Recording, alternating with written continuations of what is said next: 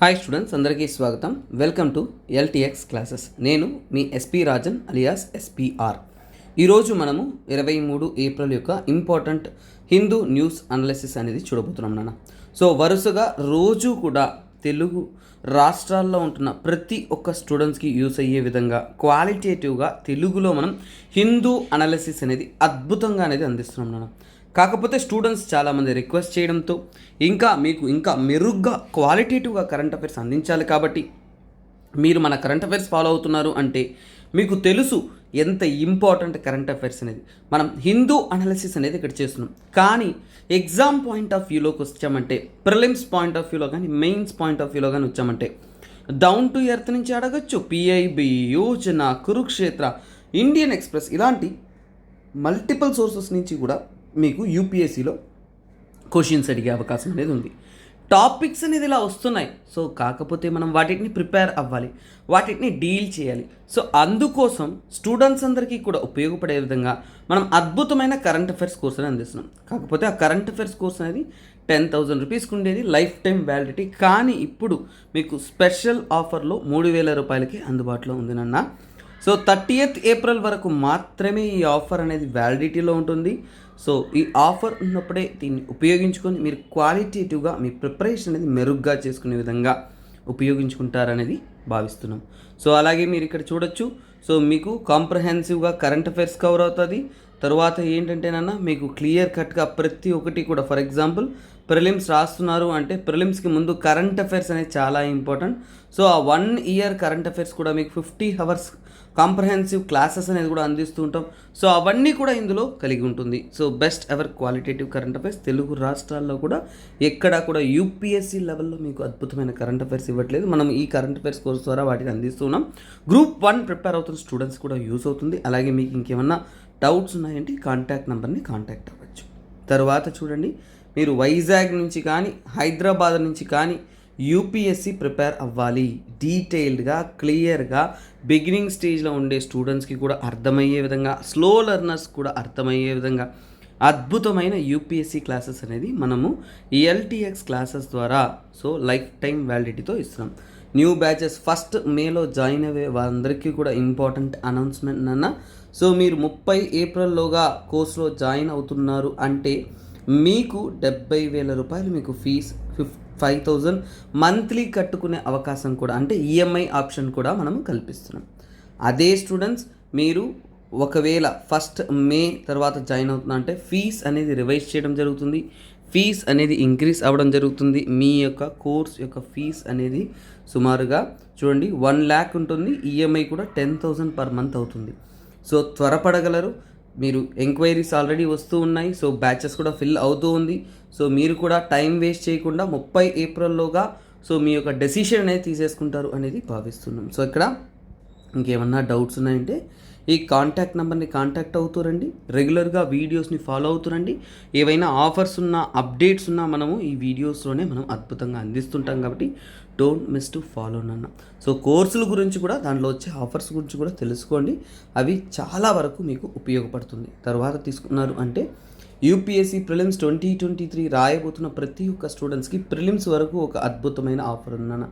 ఏంటంటే చూడండి, మీరు సార్ నాకు లాస్ట్ మూమెంట్లో ఏం చదవలేదు సార్, ఒక రివిజన్ క్లాస్ ఒక్కసారి కొడితే బాగుంటుంది సార్ అని భావిస్తున్న ప్రతి ఒక్క స్టూడెంట్స్కి science and tech, polity, history, economy, geography, environment, CSAT, current affairs, economics, budget analysis, అలాగే టెస్ట్ సిరీస్ మొత్తం అంతా కూడా క్లియర్గా, డీటెయిల్గా, కాంప్రహెన్సివ్గా కవర్ చేస్తూ మీకు మనం అద్భుతమైన ఈ యొక్క యూపీఎస్సీ ప్రిలిమ్స్ క్రాష్ కోర్స్ అనేది 5,000 రూపీస్కి అందిస్తున్నాం నాన్న. If anybody interested you can purchase. ఈ కోర్స్ అనేది ప్రిలిమ్స్ 2023 వరకు మాత్రమే వ్యాలిడిటీలో ఉంటుంది. ఓకేనా? సో అలాగే చూడండి, సో మీరు ఆన్లైన్ పద్ధతిలో యూపీఎస్సీ ప్రిపేర్ అవ్వాలి అనుకున్నా అంటే ఈఎంఐ ఆప్షన్ని మీకు 5,000 రూపీస్తో స్టార్ట్ చేయొచ్చు మీ యొక్క ప్రిపరేషన్. తర్వాత ఆన్లైన్ రికార్డెడ్ పద్ధతిలో అయితే 50,000 రూపాయలు మీ ఫీజ్. అలాగే ఆన్లైన్ లైవ్ మరియు రికార్డెడ్ అయితే 60,000 రూపీస్ నాన్న ఫీజ్. ఈ యొక్క ఫీజ్ అంతా కూడా 30 ఏప్రిల్ తర్వాత రివైజ్ చేయడం అనేది జరుగుతుంది.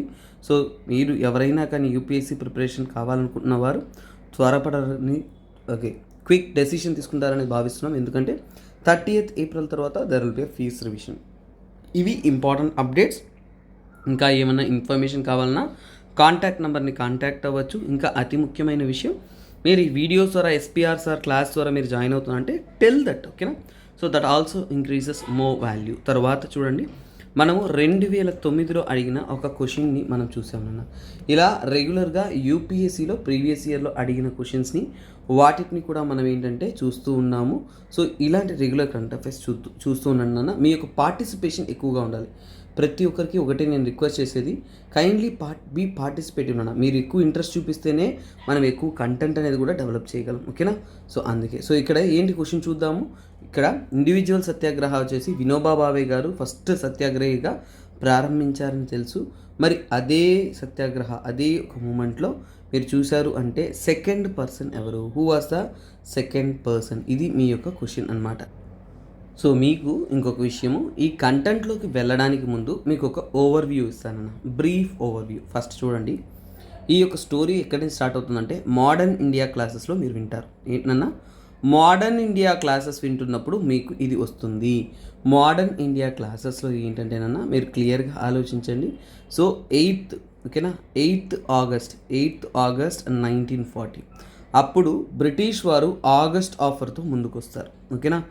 ఆగస్ట్ ఆఫర్తో ముందుకు వస్తారు. ఆగస్ట్ ఆఫర్ ఎందుకు వచ్చిందంటేనన్నా, సో మోడర్న్ ఇండియాలో ఆ సిచ్యువేషన్ అంటే వరల్డ్ వార్ 2 అనేది జరుగుతుంటుంది. ఏం జరుగుతుంది? వరల్డ్ వార్ 2 అనేది జరుగుతుంది. ఇప్పుడు ఎలాగైనా ఇండియన్స్ యొక్క సపోర్ట్ కావాలి అనే దానికోసం బ్రిటిషర్స్ ముందుకొచ్చి ఆగస్ట్ ఆఫర్ తెస్తారు. ఆ ఆగస్ట్ ఆఫర్లో ఏంటంటేనన్నా ఆఫ్టర్ వార్ అంటే యుద్ధం అయిపోయిన తర్వాత మన ఇండియన్స్కి ఏంటి, రిప్రజెంటేటివ్ బాడీ. సో మన ఇండియన్స్ అంతా ఉండే ఒక రిప్రజెంటేటివ్ బాడీ అనేది ఫామ్ చేస్తాము అనే మాట ఇస్తారన్నమాట. తర్వాత ఏంటంటేనన్నా ఈ బాడీ ఏదైతే ఉందో రిప్రజెంటేటివ్ బాడీ, దాంతోనే మన ఇండియాకి న్యూ కాన్స్టిట్యూషన్ ఇస్తాము అనేది కూడా చెప్తారు. ఇది న్యూ కాన్స్టిట్యూషన్ కూడా ఫామ్ చేస్తాము అనేది చెప్పారు. గాంధీ గారు దాంతో సాటిస్ఫై కాకపోతే గాంధీ గారికి ఒక మొమెంట్ కావాలి. సో మొమెంట్ కావాలంటే పెద్ద ఎత్తున మూమెంట్ కన్నా కానీ సో చిన్న ఎత్తున మూమెంట్ ఇచ్చారంటే ప్రజలందరికీ కూడా సపోర్ట్ ఏకం చేయొచ్చు అనే దానికోసం ఒక ఐడియాలజీగా డెవలప్ అయింది ఇండివిజువల్ సత్యాగ్రహ. సో ఇండివిజువల్ సత్యాగ్రహ అంటే ఒక సత్యాగ్రహ అనే మార్గం అనేది నాన్ వైలెంట్ అన్న. సో ఇక్కడ ఏంటంటే సో ఎక్కడా కూడా వైలెన్స్ని ఒప్పుకోదు, హానెస్టీ, ట్రూత్ ఇలాంటి విషయాలను తెలుపుతూ ఒక సింబాలిక్గా ఇండివిజువల్ సత్యాగ్రహ అనేది ప్రారంభించాలని అనుకుంటారు. సో అలాగే ఏంటంటేనన్నా సో ఇది ఒక రైట్ టు స్పీచ్ని తెలుపుతూ సో అలాగే ప్రజలందరి మధ్యలో ఒక పోరాటాన్ని తెలుపుతూ తీసుకొస్తారు. సో అలా ఇండివిజువల్ సత్యాగ్రహాన్ని స్టార్ట్ చేసేది అంటే వినోబా భావే. సో ఆచార్య వినోబా భావే అనేవారు మొట్టమొదటిసారిగా ఈ యొక్క ఇండివిజువల్ సత్యాగ్రహ స్టార్ట్ చేస్తారు. వారు స్టార్ట్ చేసేది ఎక్కడంటేనన్నా పౌనార్ అనే ప్లేస్లో మహారాష్ట్రలో. ఇలాంటి కంటెంట్ కొన్నిసార్లు మీకు మోడర్న్ ఇండియాలో దొరక్కపోవచ్చు, అందుకనే నేను క్లియర్గా డీటెయిల్గా ఇస్తున్నా. నేను చెప్పే ప్రతి కంటెంట్ ప్రతి క్లాసు కూడా చాలా చాలా క్షుణ్ణంగా డీటెయిల్గా రీసెర్చ్ చేసి వర్క్ చేసి మీకోసం ఎంతో ఒక్క హిందూ అనాలిసిస్ మీరు 1 hour మనం టైము ఆ 1 hour చూస్తున్నారు అంటే మ్యాక్సిమం కంటెంట్ నేను ఇస్తాను. అలాగే దానికి మినిమం 2 to 3 hours ఎఫర్ట్ వెయ్యాలి నాన్న. అంత వేస్తేనే మీకు కంటెంట్లో స్ట్రెంగ్త్ ఉంటుంది. అందుకే అడుగుతున్నాను, మీకు నచ్చింది వీడియో అంటే వాల్యుబుల్ కమెంట్స్ అనేది కమెంట్ సెక్షన్లో చేస్తూ ఉన్నాడు, ఓకేనా. మీకోసం నిరంతరం ఎప్పుడు కూడా ఈ ఎస్పీఆర్ సార్ తన ఎఫర్ట్స్ క్వాలిటేటివ్ కంటెంట్ ఇవ్వడంలో తూచా తప్పకుండా అద్భుతమైన కంటెంట్ అనేది ఇస్తూ ఉంటాను. సో తర్వాత వినోబా భావే స్టార్ట్ చేసిన తర్వాత వినోబా భావేని ఏం చేశారంటే జైల్లో వేస్తారు 3 months జైల్లో వేసేస్తారు వినోబా భావేని. సో ఇండివిజువల్ సత్యాగ్రహాన్ని ఎలాగైనా కంట్రోల్ చేయాలనేసి ప్లాన్. సో ఇప్పుడు ఒకరు వెళ్ళిపోతే ఇంకొకరు ఆగరు కదా.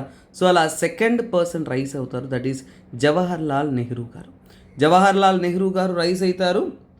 He's a second person. తనని కూడా ఏంటంటేనన్నా అరెస్ట్ చేస్తారు, 4 months జైల్లో వేస్తారు. 4 months అనేది జవహర్లాల్ నెహ్రూ గారిని జైల్లో వేస్తారు. థర్డ్ పర్సన్ ఎవరు అంటే బ్రహ్మదత్, ఓకేనా. బ్రహ్మదత్ అనే వ్యక్తి థర్డ్ పర్సన్గా అనేది సో ఈ యొక్క ఇండివిజువల్ సత్యాగ్రహ అనేది చేస్తారు. బ్రహ్మదత్ ఎందుకు ఇంపార్టెంట్ అంటే ఏంటంటేనన్నా, ఫర్ ఎగ్జాంపుల్ గాంధీ ఆశ్రమంలో ఉంటున్న ఇంకొక ఇంపార్టెంట్ వ్యక్తి ఈయన అనమాట. సో గాంధీ ఆశ్రమంలో ఉంటున్న ఇంపార్టెంట్ వ్యక్తి మన యొక్క బ్రహ్మదత్. సో ఈయన పేరు ఎక్కువగా మీరు వినుండ్రు, బట్ ఈ ఇండివిజువల్ సత్యాగ్రహకి రిలేట్ అయ్యాడు కాబట్టి వెరీ ఇంపార్టెంట్. ఇలాంటి క్వశ్చన్స్ మోడర్న్ ఇండియాలో కరెంట్ అఫైర్స్లో వస్తున్నప్పుడు, క్వశ్చన్స్ వస్తున్నప్పుడు, యూపీఎస్సీలో వస్తున్నప్పుడు అక్కడి నుంచి మనం చదవాలన్నమాట. So Brahmadatt is related to individual satyagraha అనేది మీ ఇంపార్టెంట్ పాయింట్. సో ఇప్పుడు మీకు సెకండ్ పర్సన్ ఎవరు అనేది కదా అడిగారు 2009లో యూపీఎస్సీ క్వశ్చన్. అది మన పండిట్ జవహర్ లాల్ నెహ్రూ గారు. సో కొన్ని క్వశ్చన్స్ ప్రీవియస్ ఇయర్ క్వశ్చన్స్ అయినా కానీ చాలామంది స్టూడెంట్స్కి క్లియర్గా తెలిసి ఉండదన్న, అందుకని మనం ఈ విషయాన్ని చాలా చాలా క్షుణ్ణంగానే చూస్తున్నాం. తర్వాత ఏంటంటే this is one of the beautiful article about Indian society నాన్న. సో ఇది సూడాన్ సివిల్ వార్ సంబంధితమైన ఆర్టికల్ అయినా కానీ మనం ఇండియన్ సొసైటీ, ఇండియన్ ట్రైబ్స్ గురించి తెలుసుకోవడంలో very very very very important. So ఇది దేని గురించి మాట్లాడుతుండే, హక్కీ పిక్కీ, ఓకేనా. హక్కీ పిక్కీ అనే ఒక ట్రైబ్ గురించి మాట్లాడుతుంది. వారు సూడాన్ సివిల్ వార్లో ఇరుక్కపోయారు సూడాన్లో. సరే, ఇప్పుడు వారి యొక్క బ్యాక్గ్రౌండ్ స్టడీ అనేది తెలుసుకుందాం. వారి యొక్క లైఫ్ స్టైల్ అంటే ఏంటి, ఎక్కడ. సో ఇక్కడ చూడండి, the story of how Hakki Pikki. So Hakki Pikki అంటే ఎవరు, వారు బర్డ్ క్యాచర్స్, పక్షులను పట్టుకునేవాళ్ళు. ఎక్కడి నుంచి, కర్ణాటకకు చెందినవారు. వారు సూడాన్ సివిల్ వార్లో ఇరుక్కపోయారన్నమాట.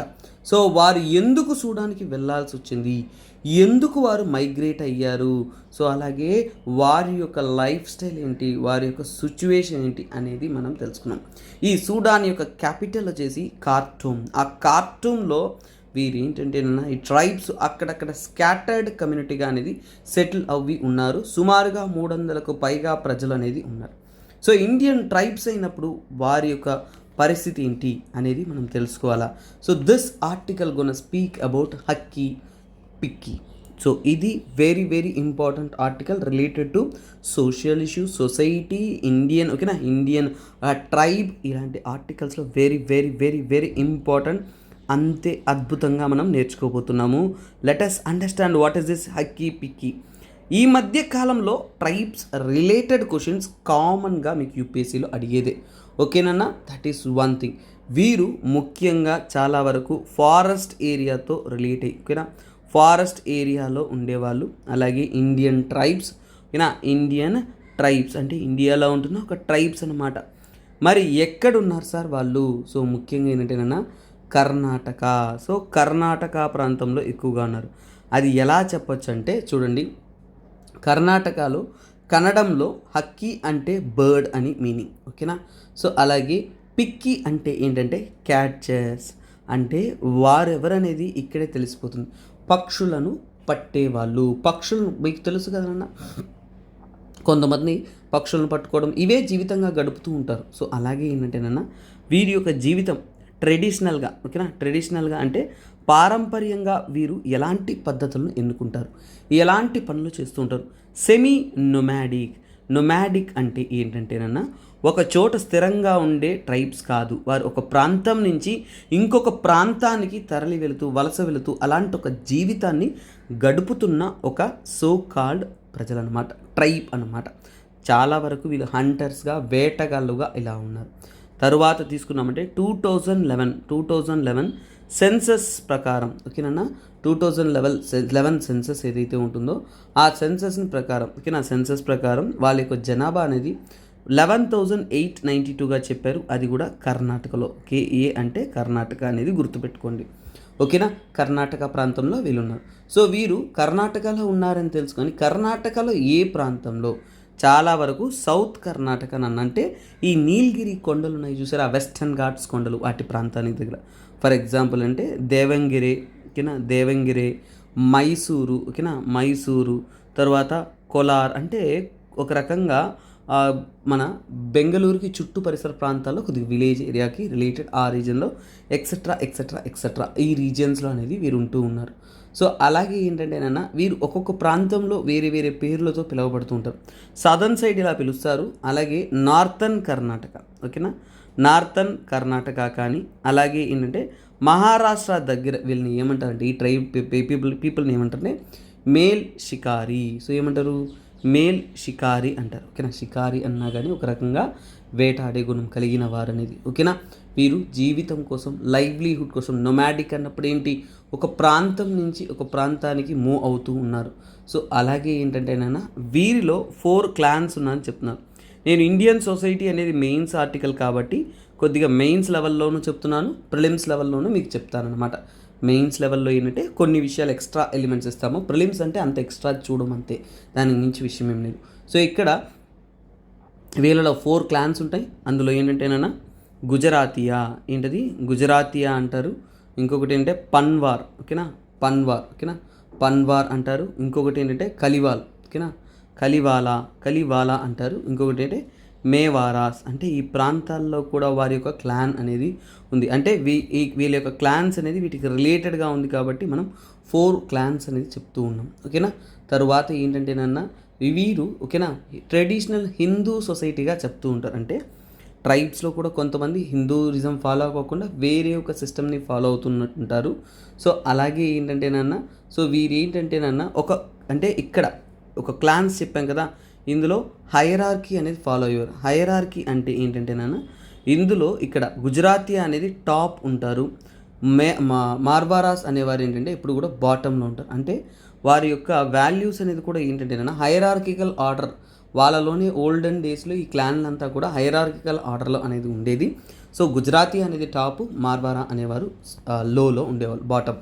అలాగే ఏంటంటేనన్నా వీరు ఏంటంటేనన్నా హిందూ సొసైటీ, ఓకేనా, హిందూ సొసైటీస్కి చెందినవారు. అందుకనే ఈ యొక్క క్యాస్ట్ సిస్టమ్ లాంటి గుజరాతీయా, పన్వారా ఇలాంటి నమ్మకాలు అనేది వారి మధ్యలో అనేది ఉందనేది మనకి క్లియర్ కట్గా అనేది తెలుస్తుంది.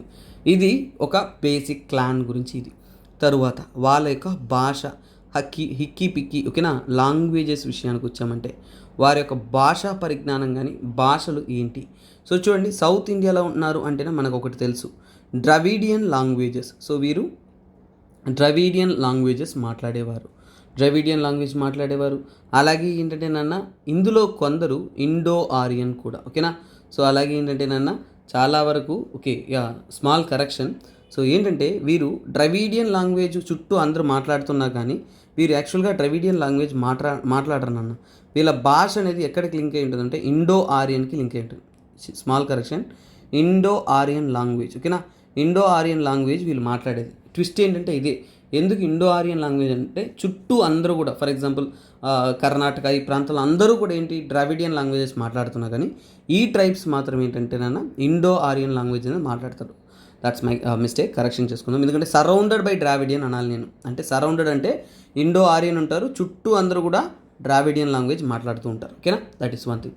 సో అలాగే వాళ్ళ యొక్క మదర్ టంగ్ ఏంటి, సో ఈ ప్రజల యొక్క మదర్ టంగ్ అనేది ఏంటి, వాళ్ళు తల్లి, ఓకేనా. సో మాతృభాష అంటే వాగ్రి అంటారు, ఓకేనా. వాగ్రి అనేది కొంతమంది స్కాలర్స్ అనేవాళ్ళు వీరంతా కూడా చెప్తున్నారు. సో అలాగే కామన్గా వీరు ఏంటంటేనన్నా రోజువారీ కార్యక్రమం ఇవన్నీ చేయడానికి ఏంటంటే కన్నడం భాష కూడా వీరు మాట్లాడుతుంటారు. కానీ ఈ వాగ్రి కూడా మీకు exam point of view important, ఎందుకంటే యునెస్కో తరపు నుంచి, ఓకేనా, యునెస్కో తరపు నుంచి ఏంటంటే ఎండేంజర్డ్ లాంగ్వేజెస్ లిస్ట్ ఇస్తారు. ఆ ఎండేంజర్డ్ లాంగ్వేజెస్లో ఏంటంటేనన్నా ఈ భాష కూడా ఉందనేది గమనీయం. సో చాలా చాలా చాలా చాలా ఇంపార్టెంట్ థింగ్ అన్నమాట. సో కొంతమంది స్టోరీస్ ప్రకారం ఏంటంటే వీరు గుజరాత్, రాజస్థాన్ ఈ ప్రాంతాల నుంచి ఏంటంటే మెల్లమెల్లగా ఏంటంటే ఇలా మూవ్ ఆన్ అయ్యారు. తర్వాత ఏంటంటే ఒక ప్రాంతంలో వాళ్ళ జీవనోపాధి, ఫారెస్ట్ లైఫ్ దీన్ని గడపలేక వీళ్ళు ఏంటంటేనన్నా ఒక ప్రాంతం నుంచి ఇంకో ప్రాంతాలకి మూవ్ ఆన్ అవుతున్నారు అని చెప్తున్నారు. సో అలాగే ఏంటంటేనన్నా వీళ్ళ యొక్క జాబ్ అంటే ఈ మధ్య ఏంటంటేనన్నా వీళ్ళ యొక్క లైఫ్ స్టైల్ కానీ ఒక సిచ్యువేషన్, సోషల్ స్టేటస్, ఓకేనా, ఏంటంటే సోషల్ కండిషన్ అనొచ్చు, ఓకేనా. సోషల్ కండిషన్ తీసుకున్నామంటే సొసైటీలో ఏంటంటేనన్నా వీళ్ళు చాలా వరకు ఫారెస్ట్ ఏరియాలో ఉండేవాళ్ళు, ఫారెస్ట్ మీద ఆధారపడేవాళ్ళు. గవర్నమెంట్ అనేది చట్టాలు తెచ్చింది. సో అలాగే ఏంటంటే వీళ్ళ జీవితం అనేది నొమాడిక్, అంటే ఒక ప్రాంతంలో ఒక స్థిరంగా ఉండరు.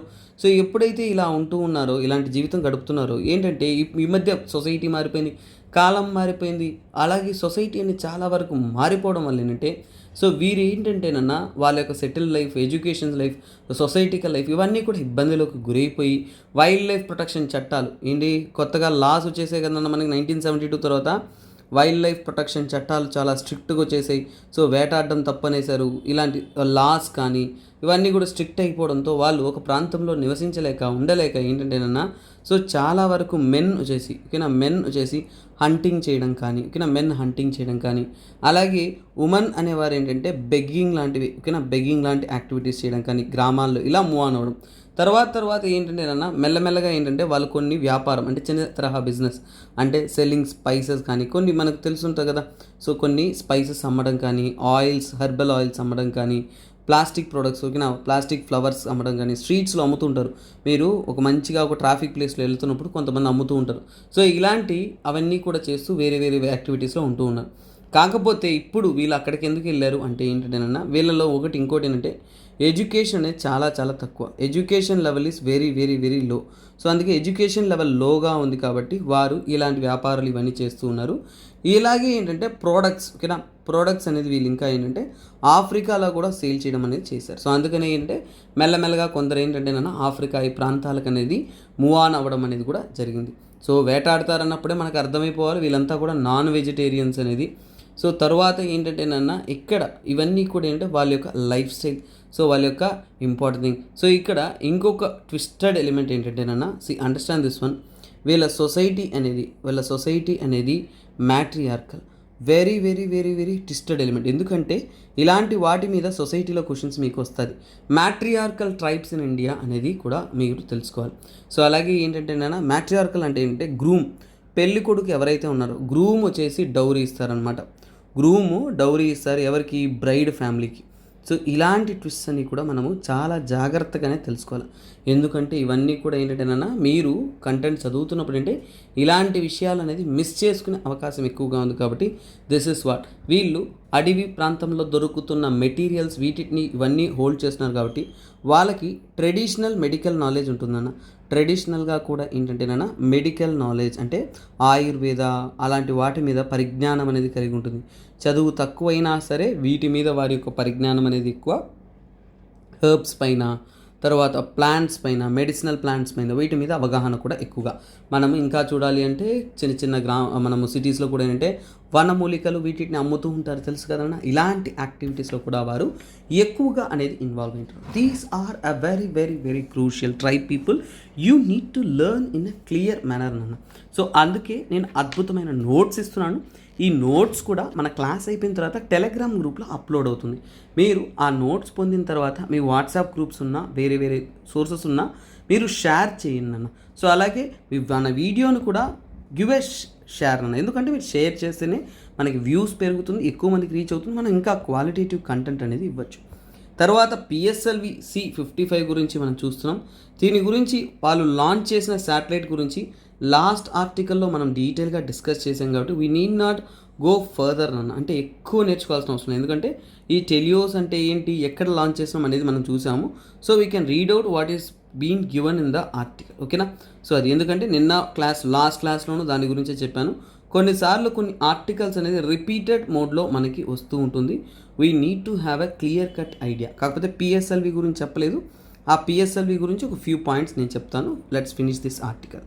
సో ఇక్కడ చూడండి అన్న, PSLV అనేది C-55 అనేది లాంచ్ చేశారు సక్సెస్ఫుల్గా. సింగపూర్కి చెందిన టెలియోస్ అనే ఒక ప్రైమరీ శాటిలైట్, అలాగే ల్యూమిలైట్ అనేది ఒక ప్యాసింజర్ శాటిలైట్గా తీసుకెళ్లారు శ్రీహరికోట నుంచి. సో సక్సెస్ఫుల్గా దీన్ని లాంచ్ చేశారు. న్యూ స్పేస్ ఇండియా లిమిటెడ్ తీసుకున్న మిషన్ ఇది. ఇంటర్నేషనల్ వారీగా శాటిలైట్ కమ్యూనికేషన్ ఇవన్నీ కూడా మన కస్టమర్గా వచ్చే సింగపూర్ ఉన్నారు. సో సింగపూర్ ఇంకా ఇతర దేశాల యొక్క శాటిలైట్ లాంచ్ చేయడానికి కమర్షియల్ ఎలిమెంట్గా కూడా మనం అనేది సక్సెస్ఫుల్గా యాక్ట్ అవుతూ ఉన్నాం. తర్వాత PSLV అనేది మన work horse of Indian space activity అంటాం. వర్క్ హార్స్ అంటే చాలా వరకు మనకి ఎంతో కఠినంగా శ్రమించిన ఒక లాంచ్ వెహికల్ PSLV. 57వ ఫ్లైట్గా అనేది దీన్ని మనము పంపిస్తూ ఉన్నాం. సో తర్వాత ఏంటంటే PSLV కోర్ కాన్ఫిగరేషన్ ఉపయోగించుకుని 16వ మిషన్ అనమాట. తర్వాత ఇది ఏంటంటే సో మన ఇస్రో చీఫ్ ఎవరు? సోమనాథ్ అనేవారు. So this is one of the greatest success we need to celebrate. ఎందుకంటే ఇప్పుడు కమర్షియల్ పర్పస్ కోసం కూడా పిఎస్ఎల్వి అనేది అద్భుతంగా లాంచ్ చేస్తుంది. సో ఇంతకంటే కూడా మనము జనరల్ కంటెంట్లోకి వస్తాము. సో ఇక్కడ ఏంటంటేనా I want tell you one thing, Indian space policy కూడా ఈరోజు ఆర్టికల్లో ఉంది కాబట్టి I will discuss about that నాన్న. ఓకేనా, అది మీకు దీనికి రిలేటెడే కాబట్టి that has a prominent value. తర్వాత పిఎస్ఎల్వి, ఓకేనా, పోలార్ శాటిలైట్ లాంచ్ వెహికల్. ఇప్పుడు చిన్నప్పటి నుంచి మనం ఈ పేరుని బాగా వింటూనే ఉంటాం. సో అలాగే ఏంటంటే దిస్ ఇస్ ఇండిజినస్, మన ఇండియాలోనే మనం గర్వపడుతూ తయారు చేసిన ఒక విషయం. సో మనము గర్వపడదగిన ఒక శాటిలైట్ మిషన్, మనం ఇండియాని ప్రపంచ స్థాయిలో ఒక టాప్ స్టేజ్లో నిలబెట్టిన మిషన్ అన్న. సో ఇలాంటి పిఎస్ఎల్విలో ఏంటంటేనన్నా ఇక్కడ చూడండి 4 స్టేజెస్ ఉంటుంది. సో ఎన్ని స్టేజెస్ పిఎస్ఎల్వికి? 4 స్టేజెస్ ఉంటుంది. సో సాలిడ్ అండ్ లిక్విడ్ ఇలాంటి 2 స్టేజెస్ ఉంటాయినన్న. సో అందులో ఒక్కొక్క స్టేజ్, సో ఫస్ట్ స్టేజ్ తీసుకున్నారు అంటే ఎక్కడ ఉంటుందన్న? బాటమ్, ఓకేనా, వెరీ బాటమ్. సో అడుగులో ఉంటున్నదాన్ని మనం ఫస్ట్ స్టేజ్ అంటాము. ఈ ఫస్ట్ స్టేజ్లో ఏంటంటేనన్నా సాలిడ్ ఫ్యూయల్ ఏముంటుంది మనకి? సాలిడ్ ఫ్యూయల్ అనేది ఉంటుంది. తర్వాత తీసుకున్నామంటే మనకి 6 ట్రాప్, ఓకేనా, బూస్టర్స్ ఉంటాయి. ఓకేనా, బూస్టర్స్తో పాటు 6 ట్రాప్, ఓకేనా, 6 ట్రాప్ సాలిడ్ రాకెట్, ఓకేనా, 6 ట్రాప్స్ అనేది ఉంటుంది. సో దీంతో పాటు వాళ్ళు ఏంటంటే దీన్ని లాంచ్ అనేది చేస్తారనమాట. ఇది ఫస్ట్ స్టేజ్. తర్వాత ఏంటంటేనన్నా సెకండ్ స్టేజ్. సో సెకండ్ స్టేజ్కి వచ్చామంటే లిక్విడ్ ఉంటుంది. ఓకేనా, మనకి ఏం ఫ్యూయల్ ఉంటుంది? లిక్విడ్ ఫ్యూయల్ అనేది ఉంటుంది. సో ఏముంటుంది? లిక్విడ్ ఫ్యూయల్ ఉంటుంది. తర్వాత ఏంటంటే థర్డ్ స్టేజ్. సో మనం 3వ స్టేజ్కి వచ్చామంటే సాలిడ్ ఫ్యూయల్ రాకెట్ మోటార్ ఉంటుంది. ఓకేనా, సాలిడ్ ఫ్యూయల్ అనేది ఉంటుంది. తర్వాత మనం తీసుకున్నామంటే ఫోర్త్ స్టేజ్లో ఏంటంటేనన్నా ఇక్కడ మనకి ఈ లాంచ్ వెహికల్ అంటే లిక్విడ్ ప్రొపల్లంట్ ఉంటుంది. ఏముంటుంది? లిక్విడ్ ప్రొపల్లంట్ ఉంటుంది. సో ఇక్కడ మనం ఏంటంటే జిగ్జాగ్గా మనం గుర్తుపెట్టుకున్నామంటే ఈజీగా ఉంటుంది మీ ఎగ్జామ్ పాయింట్ ఆఫ్ వ్యూలో. తర్వాత సో అలాగే తీసుకున్నామంటే ఫస్ట్ ఇండియన్, ఓకేనా, లాంచ్ వెహికల్ అనేది చాలా వరకు ఫస్ట్ పిఎస్ఎల్వి స్టార్టింగ్ స్టేజెస్లో అనేది అక్టోబర్ 1994లో వాళ్ళు లాంచ్ చేసేటప్పుడు స్టార్టింగ్ స్టేజెస్లో అప్పుడు లిక్విడ్ లేయర్సే ఉండేదన్న, లిక్విడ్ స్టేజెసే మనకు ఉండేది. తర్వాతనే ఏంటంటేనన్నా they had added so called solid, ఇలా మనకి మార్చడం అనేది జరిగింది. తర్వాత ఏంటంటేనన్నా మనకి ఎన్నో సక్సెస్ఫుల్ లాంచెస్, అలాగే మనకి ఏంటంటేనన్నా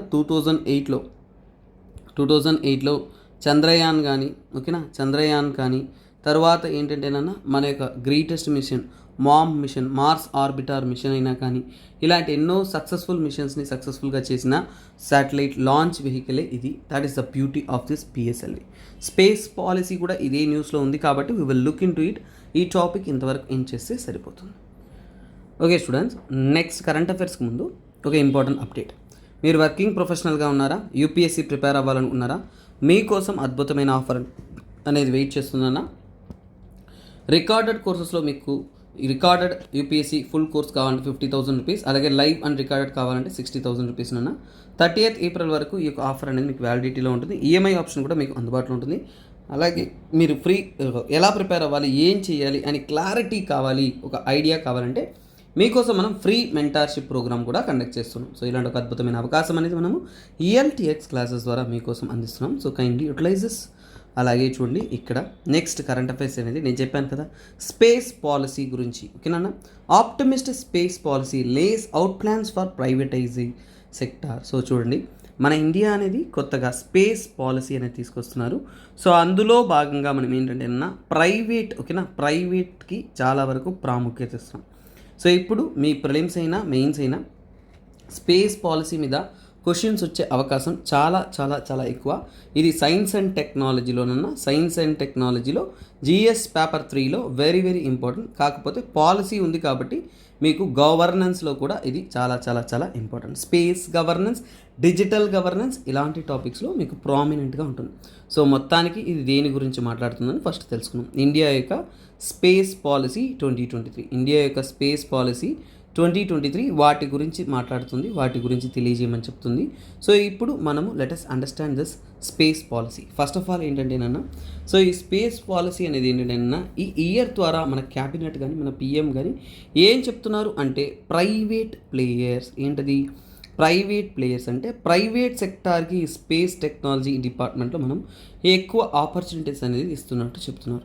సో అలాగే క్యాబినెట్ ఇందులో భాగంగా లిగో, ఓకేనా, లిగో అనేది ఏంటంటేనన్నా మనకి తెలుసు కదనన్నా, ఆల్రెడీ దీని గురించి నేను డిస్కస్ చేశాను. సో దాన్ని ఏమంటారు, లేసర్ ఇంటర్ఫెరోమీటర్, ఓకేనా, laser interferometer, gravitational wave. So gravitational waves గురించి స్టడీ చేసేది. సో గ్రావిటేషనల్ వేవ్, ఓకేనా, గ్రావిటేషనల్ వేవ్ అబ్జర్వేటరీ కోసం కూడా అప్రూవల్ అనేది ఇచ్చారు. సో ఈ అబ్జర్వేటరీ అనేది ఎక్కడ రానుందంటే, సో ఈ అబ్జర్వేటరీ అనేది మహారాష్ట్రలో, ఓకేనా. సో ఈ అబ్జర్వేటరీ అనేది మనకి మహారాష్ట్రలో, దట్టు ఇన్ ద హింగోలి అనే ప్రాంతంలో అనేది రానుంది. That is what. అలాగే మనము ఈ యొక్క పాలసీ మేకింగ్ కానీ వీటన్నిటి ద్వారా ఏంటంటేనన్నా గవర్నమెంట్ ఏం చెప్తుందంటే, ముఖ్యంగా స్పేస్ పాలసీ ద్వారా ఏంటంటేనన్నా గవర్నమెంట్తో పాటు స్టార్టప్ కంపెనీలు దాంతోపాటు ఇండస్ట్రీస్ అన్నిటి యొక్క పార్టిసిపేషన్స్ అనేది మనకి ఈ యొక్క సెక్టార్లో ఇంపార్టెంట్గా అనేది ఉంది. సో దానికోసం ఏంటంటేనన్నా గవర్నమెంట్ కూడా చూడండి 2020లో, ఓకేనా, 2020లో తీసుకున్నారు అంటే Indian national space promotion. So ఒక ప్రోగ్రామ్ లాంటిది అనేది, ఒక సెంటర్ లాంటిది ఆథరైజ్ చేశారు. అది ఏంటంటేనన్నా Indian national space promotion authorisation centre. So ఇలాంటి ఒక సెంటర్ అనేది స్థాపించారు. సో ఈ ఆథరైజేషన్ సెంటర్ యొక్క మెయిన్ పర్పస్ ఏంటి, ఇది ఒక సెంటర్ అన్నప్పుడే మనకు అర్థమైపోతుంది. ముఖ్యంగా ఏంటంటే దే గివ్ సపోర్ట్స్, అంటే ముఖ్యంగా ఏంటంటే ఎలాంటంటే అప్రూవల్స్ ఇవ్వడం కానీ, ఓకేనా, స్పేస్ ప్రోగ్రామ్స్ ఇనిషియేటివ్స్కి అప్రూవల్స్ ఇవ్వడం కానీ, అలాగే resource sharing, so resources share చేసుకోవడం కానీ, ఇంకా కేస్ టు కేస్ ఒక్కొక్క అవసరాలను బట్టి మనం యాక్ట్ అవ్వడానికి అనేది వారు తీసుకొస్తున్నారు. ఇందులో ఏంటంటేనన్నా మన ఇండియాలో ప్రైవేట్ సెక్టార్కి అప్రూవల్స్ ఇవన్నీ కూడా వీరు చూసుకుంటున్నారు. ఈ మధ్యకాలంలో 200 స్పేస్ స్టార్టప్స్ అనేది ఇండియాలో వచ్చాయన్నమాట. స్పేస్ స్టార్టప్స్ అనేది రైజ్ అయినాయి మన ఇండియాలో మాత్రమే. అంటే ఏంటి, ఇప్పుడు లాంచింగ్ సర్వీస్ అందరికీ ఇవ్వలేదు, కానీ మెల్లమెల్లగా అనేది వాటికంటూ ఏంటంటే they are in a testing phase, they are in a startup phase, they will grow అనేది ఇక్కడ అర్థమవుతుంది. తర్వాత ఏంటంటే ముఖ్యమైన కంపెనీ ఏంటంటే స్కై రూట్ ఏరోస్పేస్ అనేది మన ఇండియాలో సో ముఖ్యమైన ఒక ప్రైవేట్ ఏజెన్సీ, ఓకేనా. ప్రైవేట్ సెక్టారు మన యొక్క స్పేస్ పాలసీలో పార్టిసిపేషన్గా కావాలంటే అందులో ఇది చాలా ముఖ్యమైనది. ఎందుకంటే వారు ఆల్రెడీ ఏంటంటే టెస్టింగ్ అనేది చేశారు, ఓకేనా. సాలిడ్ ఫ్యూయల్ కలిగి ఉండే, ఓకేనా, సింగిల్ స్టేజ్,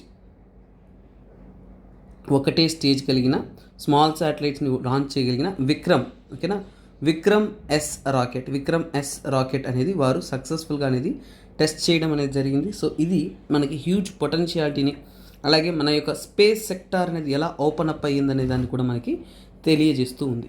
తర్వాత ఇంకా మనం తీసుకున్నాము అంటే నెక్స్ట్, ఓకేనా. సో నెక్స్ట్ ఏంటంటే స్పేస్ పాలసీ గురించి మన యొక్క రెస్పాన్సెస్ ఏంటి, మన డిపార్ట్మెంట్ ఏంటి, ముఖ్యానికి ఏంటంటేనన్నా ఇది స్పేస్ యాక్టివిటీస్ని, ఓకేనా, మన ఇండియా యొక్క స్పేస్ యాక్టివిటీస్ని బూస్ట్ చేయడానికి ఆల్రెడీ మన గవర్నమెంట్ దగ్గర ఏంటంటేనన్నా చాలా వరకు ఏంటంటే ఫండ్స్ అనేది సరిపోదు. అందుకోసమే ఏంటంటే వీఆర్ కోఆర్డినేటింగ్.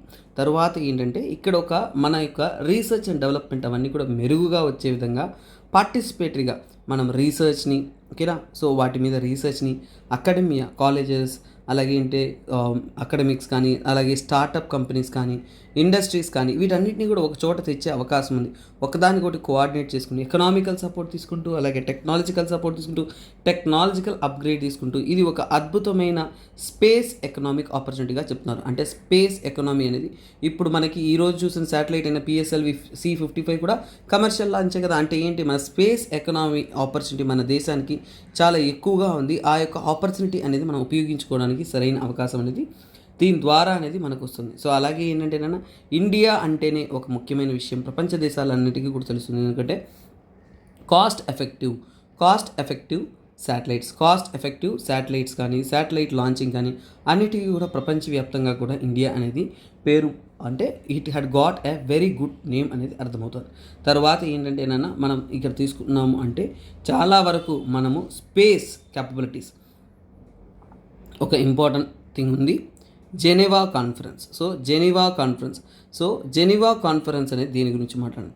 జెనీవా కాన్ఫరెన్స్ అనేది మీకు ఎగ్జామ్ పాయింట్ ఆఫ్ వ్యూలో ఇంపార్టెంట్. ఎందుకంటే జెనీవా కాన్ఫరెన్స్ అనేది డిస్ఆర్మమెంట్. సో డిస్ఆర్మమెంట్ అంటే ఏంటంటే ఈ స్పేస్ టెక్నాలజీ ఏదైతే ఉంటుందో వాటిని మనం, ఓకేనా, స్పేస్ అనేది ముఖ్యంగా ఏంటంటే సో ఒకటే కమిట్మెంట్ అంటే పీస్ఫుల్, ఓకేనా, ప్రశాంతత కోసం, ఓకేనా, యుద్ధానికి కాదు, పీస్ఫుల్. అలాగే సివిలియన్ యూస్కి మాత్రమే మనం స్పేస్ని ఉపయోగించాలి. దేర్ ఈస్ నో వెపనైజేషన్ అనేది ఈ యొక్క జెనీవా కాన్ఫరెన్స్లో ముఖ్యమైన ఒక డెసిషన్. దాంట్లో ఇండియా కూడా కమిటెడ్, ఓకేనా. ఇండియా కూడా ఏంటంటే ఈ జెనీవా కాన్ఫరెన్సెస్కి కమిట్మెంట్ అనేది ఇచ్చింది. సో అందువలనే ఏంటంటే మన యొక్క స్పేస్ టెక్నాలజీ ఇవన్నీ కూడా ఏంటంటే చాలా వరకు ఏంటంటే ఎక్సెప్షనల్గా only for the peace and civilian research యూసేజ్కి మాత్రం మనం ఉపయోగిస్తున్నాం. తర్వాత తీసుకున్నాం అంటే ఓకేనా, ఇస్రో అనేది ప్రపంచవ్యాప్తంగా తీసుకున్నాం అంటే 6th లార్జెస్ట్ స్పేస్ ఏజెన్సీగా అనేది ప్రపంచవ్యాప్తంగా అనేది ఇప్పుడు ఉంది, ఓకేనా. 6th లార్జెస్ట్ స్పేస్ ఏజెన్సీగా అనేది ఉంది. సో అందువలనే ఏంటంటే ఇంకా మన సక్సెస్ రేట్ వీటన్నిటిని కన్సిడర్ చేసుకున్నామంటే మన యొక్క ఓవరాల్ పర్ఫార్మెన్స్ అన్నింటిలో కూడా ఏంటంటే next it will be a greatest agency అనేది మనకి అర్థమవుతుంది. సో అలాగే ఏంటంటే నన్న రీసెంట్గా మన ఇండియా అనేది ఇంకొకటి ఫామ్ చేశారు, that is what defence space agency. So defence space agency అనేది డిఆర్డిఓ సపోర్ట్తో, ఓకేనా. సో డిఆర్డిఓ సపోర్ట్తో అనేది మనం ఫామ్ చేసుకున్నాము. సో అలాగే ఏంటంటే వాటిలో ఇన్వెస్ట్మెంట్స్ కానీ ప్రమోషన్స్ కానీ ప్రతి ఒక్కటి కూడా జరుగుతుంది. అలాగే మన శాటిలైట్ మ్యానుఫ్యాక్చరింగ్ అనేది మనం అద్భుతంగా డెవలప్ చేస్తున్నాం.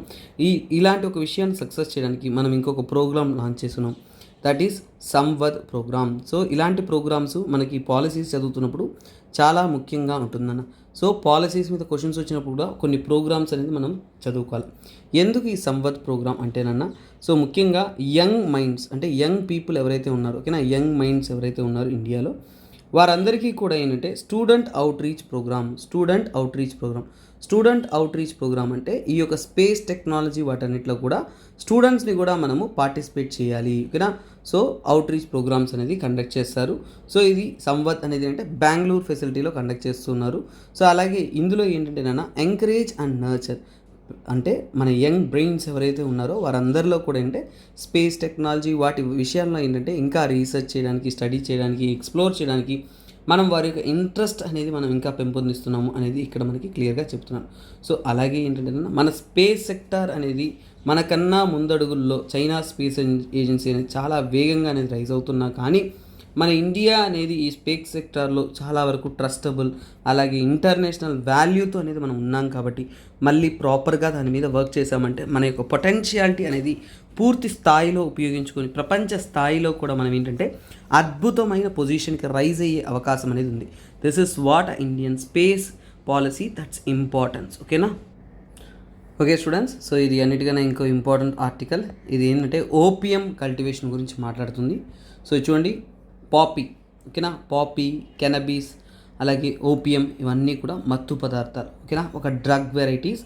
బట్ ఇండియన్ గవర్నమెంట్ అనేది జాగ్రత్తగా అనేది దీన్ని ప్రొడక్షన్ అనేది చేస్తుంది. అలాగే ఇండియాని 2047 కంతా కూడా చూడండి, 2047 కంతా కూడా హోమ్ మినిస్ట్రీ ఒక టార్గెట్ పెట్టుకుంది, డ్రగ్ ఫ్రీ ఇండియాని మనం సాధించాలి. సో దానికోసం వర్క్ చేస్తూ ఉన్నారు. సో ఇది ఫస్ట్ ఆఫ్ ఆల్ ఏంటంటే నాన్న ఈ యొక్క పాపీ కల్టివేషన్ కానీ ఇవన్నీ చాలా వరకు స్ట్రిక్ట్లీ ఇల్లీగల్ నాన్న. పట్టుబట్టారు అంటే ఖచ్చితంగా జైల్లో వేసి కుమ్ము వదిలేస్తారన్నమాట. సో కాకపోతే ఇక్కడ ఓపియం అనేది ఇంత డేంజరస్ అన్నప్పుడు మన ఇండియాలో కల్టివేటే చేయకూడదు కదా సార్, మరి గవర్నమెంట్ కల్టివేట్ చేయడం న్యాయమా అనే ప్రశ్న మీలో వస్తుంది. సో అలాగే ఆల్కలాయిడ్స్ అంటే ఏంటి, అసలు ఈ ఓపియంలో ఏముంటుంది, ఇలాంటి ప్రశ్నలు ఎన్నో వస్తుంది. సో వాటినే మనం ఇప్పుడు చూడబోతున్నాం, ఓకేనా. Opium. So first of all ఏంటంటే let us understand what is this opium and what is this poppy, ఓకేనా. ఓపియం అనేది ఒక పదార్థం, ఓకేనా. ఇది ఎక్కడి నుంచి తీస్తారంటే పాపీ ట్రీస్, ఓకేనా. సో పాపీ సీడ్స్, ఓకేనా. పాపీ అనేది ఒక ప్లాంట్ వెరైటీ, దాంట్లో వస్తున్న సీడ్స్ నుంచి తీస్తారు. సైంటిఫిక్గా దాని పేరు ఏంటంటేనా పాపావేర్ సోమ్నిఫెరమ్, ఓకేనా. పాపావేర్ సోమ్నిఫెరమ్. సో ఒరిజినల్ నేమ్ ఏంటి, పాపావేర్ సోమ్నిఫెరమ్ అని అంటారు దాని యొక్క ఒరిజినల్ నేమ్. యాక్చువల్గా ఏంటంటేనన్నా అది ఒక మెడిసినల్ హర్బ్, ఓకేనా. ఇది మెడిసినల్ హర్బ్ అంటే ఒక మందు పదార్థం, ఓకేనా. మెడిసినల్గా ఉపయోగపడే ఒక పదార్థం అన్నమాట. సో అలాగే ఇందులో ఆల్కలాయిడ్స్ అనేది ఉన్నాయి. సో ఏముంటుంది ఆల్కలాయిడ్స్, సో ఇందులో కొన్ని ఆల్కలాయిడ్స్ ఉంటాయి. సో మెడిసినల్ ఎందుకు అంటున్నారంటే ఇందులో ముఖ్యమైన ఆల్కలాయిడ్స్ కొన్ని ఉంటాయి. అవి ఏంటంటే మార్ఫిన్, ఓకేనా. మార్ఫిన్ అనేది ఉంటుంది, తర్వాత కోడైన్ ఉంటుంది, ఎక్సెట్రా ఉంటుంది. సరే, ఇప్పుడు మనందరికీ డౌట్ ఏంటంటే సార్ మార్ఫిన్ యొక్క ఉపయోగం ఏంటి, కోడైన్ యొక్క ఉపయోగం ఏంటి, ఆల్కలాయిడ్స్ యొక్క ఉపయోగం ఏంటి, అసలు ఆల్కలాయిడ్స్ ఏంటి అనేది మనకి వస్తుంది. సో ఇవన్నీ కూడా నేను ఈ వీడియోలో ఖచ్చితంగా మీకు అద్భుతంగానే చెప్తానన్నా, there is no worries. So keep watching. So ఇక్కడ ఏంటంటేనన్నా ఇది మెడిసిన్లో ఎందుకు ఉపయోగపడుతుందన్నా, పెయిన్ రిలీవర్, మనకి పెయిన్ కిల్లర్ గాను పెయిన్ రిలీవర్ గాను ఎక్కువగా మనం ఉపయోగిస్తాము మోడర్న్ మెడిసిన్లో. అందుకనే వీటికంటూ చాలా వరకు వాల్యూ అనేది ఉందనేది చెప్తున్నారు.